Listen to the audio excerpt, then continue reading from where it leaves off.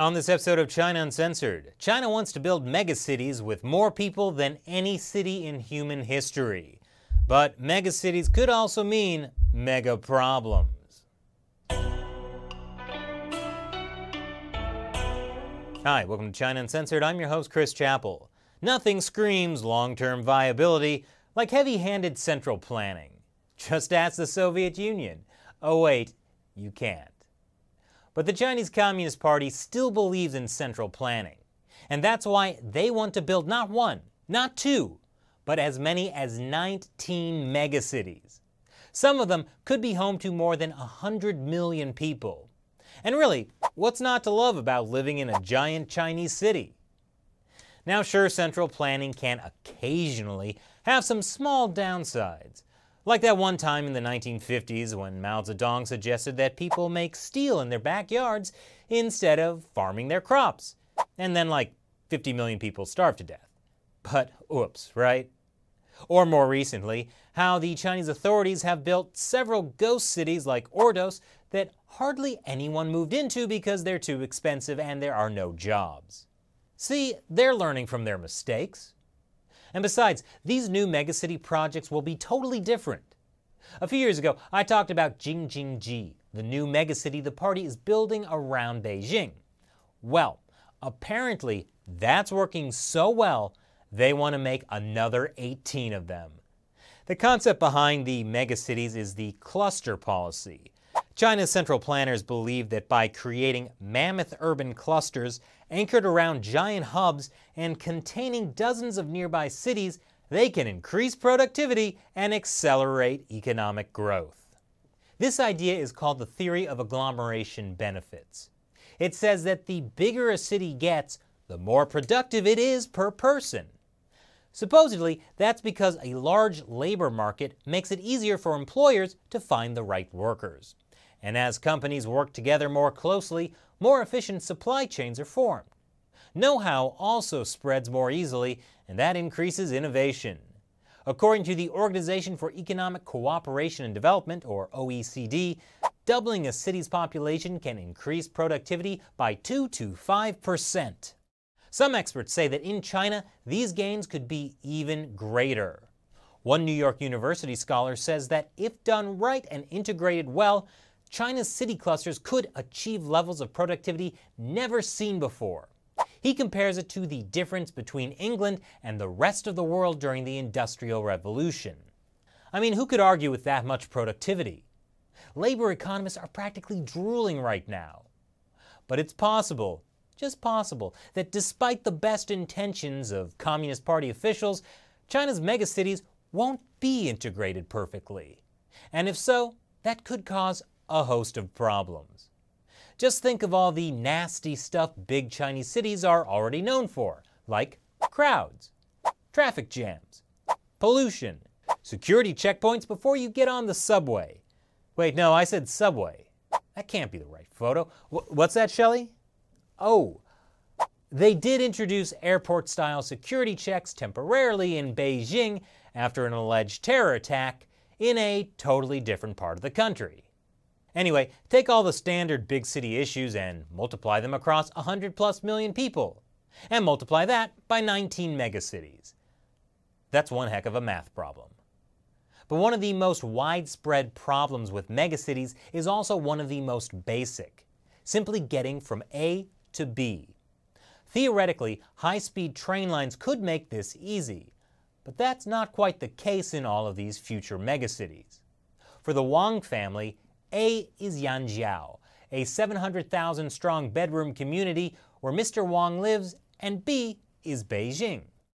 Mr. Wang gets up at 5 a.m. to stand for over an hour in a line that stretches for several blocks for a bus to Beijing. More specifically, for a bus to Beijing for his daughter.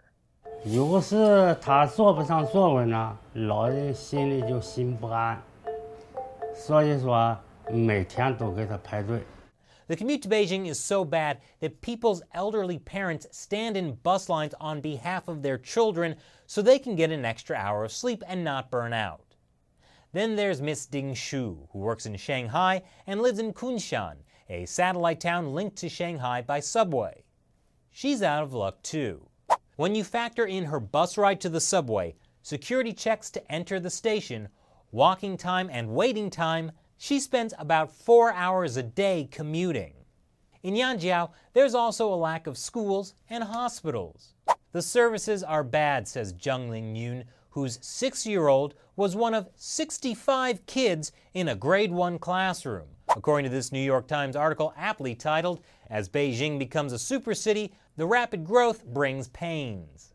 But maybe the economic benefits outweigh the drawbacks. Well, the jury's out on that too.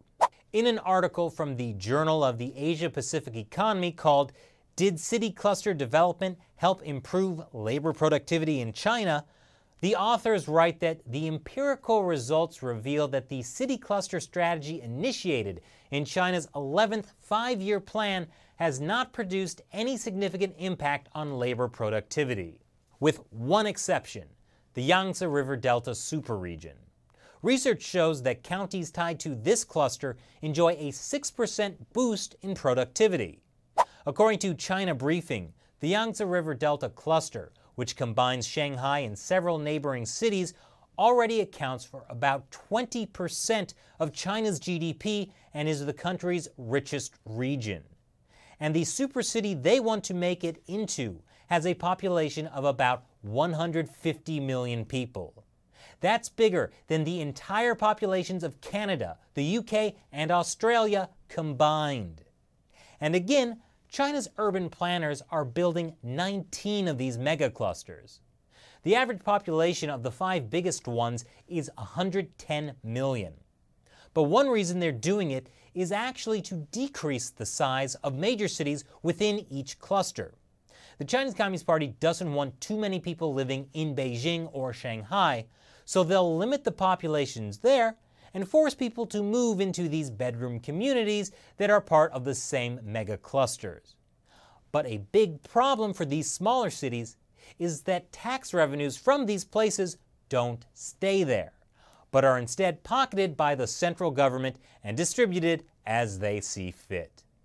This means needy cities have a big problem to find ways to pay for new schools, roads, or bus service. Changing this would mean restructuring how taxes are collected and distributed, and that would mean giving some centralized control to the people in the community. And according to that same NYU scholar, giving power to the people is the very key to make megacities something more than just a mega pipe dream.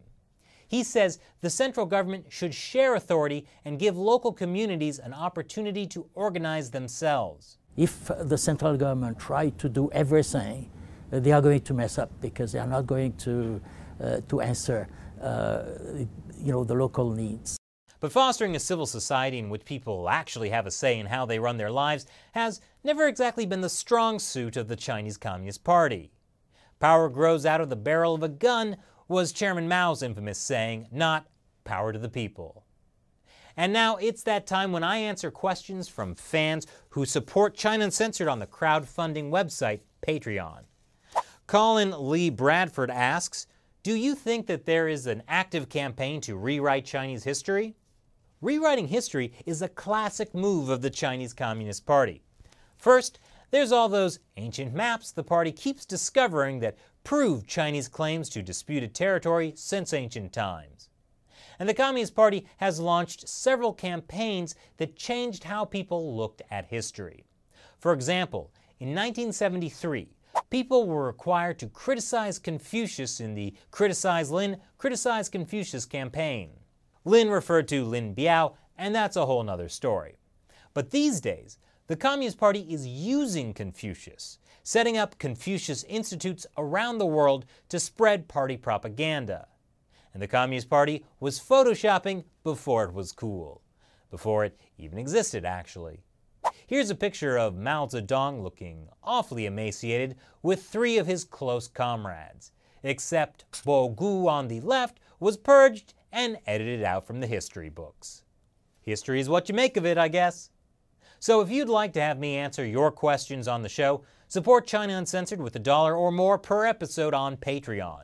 Your support is what helps keep the show alive, and you'll get some cool perks. Link is below. And what do you think about China's great plan to condense into a country of super regions?